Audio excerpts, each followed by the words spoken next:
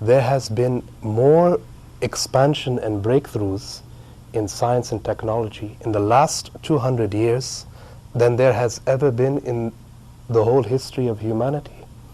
The 3 to 4 million years that we've been living here, just in these small 200 years, there has been more scientific breakthroughs and discoveries and expansion than there has been throughout the whole history of humanity. And today, time and space as we know it has been so transformed and so warped and changed that just a few hundred years ago, just to send a message to another place, there had to be pigeons who were specifically trained, and they would go through days of training, and once you send the pigeon, it has to travel a very long distance. Maybe it will take days or weeks, sometimes months, to reach to the other place. Now today, just at the touch of a button, somebody else has received the message.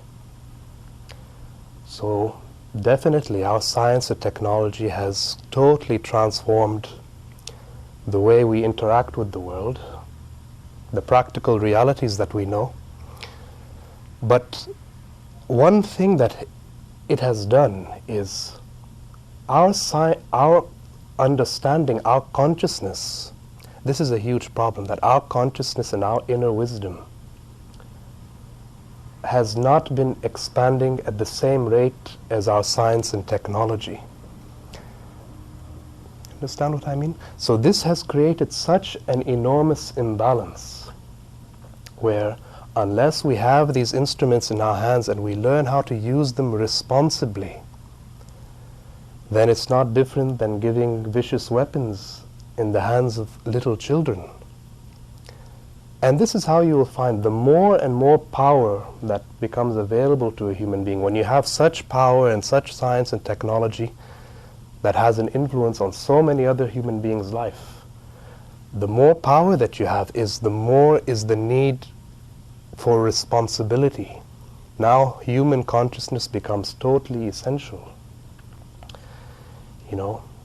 If we have this science and technology, but it's not guided by our own inner wisdom, now this is bound to create much suffering in human life.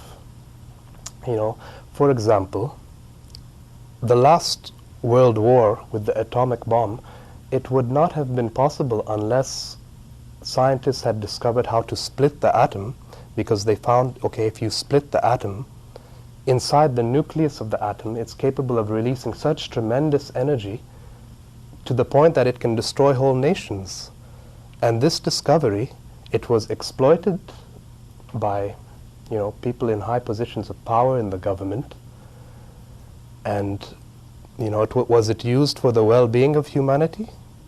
Was it used to assist the deepening of human well-being on this planet? I cannot say so. So what I'm saying is that any tool, any instrument, it's just an instrument in our hands. In certain hands, it can become poison. In certain hands, it can become medicine. It all depends on the quality of the mind, which is using these instruments. So it reminds me of, there's a film that was in the 1980s. Maybe some of you might have heard of it. It was called The Gods Must Be Crazy.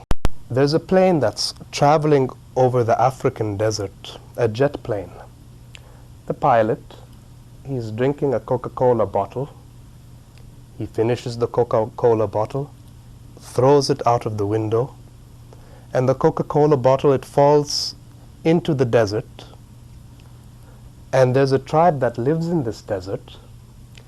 So one guy from the tribe, he comes and he sees something that's totally, completely stunning. He's never seen such an object like this in his life. So shiny, looks like a miracle. Maybe it has come from gods, from the sky. So he takes it to the tribe, and shows, my God, look at what the gods have given us. Look at this amazing delivery. We are blessed today. So then they start learning how to do a few small things with the Coca-Cola bottle. They'll play games with it. They will use it to polish the snake skin. Like this, they will start learning how to do a few things with it.